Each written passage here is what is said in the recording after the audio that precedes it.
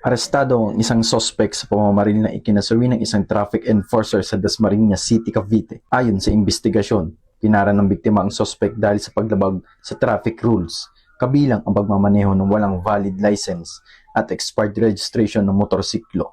Makalipas ang ilang oras, bumalik ang sospek at muling hiningi ang kanyang motorsiklo. Nang hindi ito ibigay, umano'y bumunot siya ng baril at binaril sa ulo ang biktima bago tumakas. Sa isinagawang manhunt operation, intelligence gathering at CCTV backtracking ng Dasmariñas Compound City Police Station, naaresto ang suspect na si alias Cesar. Na-recover din sa kanya ang umano'y ginamit na baril at mahigit 2 gramo ng hinihinalang shabu. Ang suspect ay nasa kustodiya ng pulisya habang inihahanda ang pagsasampa ng kaukulang mga kaso laban sa kanya. Mula dito sa Cavite Police Provincial Public Information Office, ako ang inyong PNN correspondent, Patrolman Emerson Nabido, alagad ng batas, tagataguyod ng Balitang Pulis, Bagong PNP para sa Bagong Pilipinas, serbisyong mabilis, tapat at nararamdaman.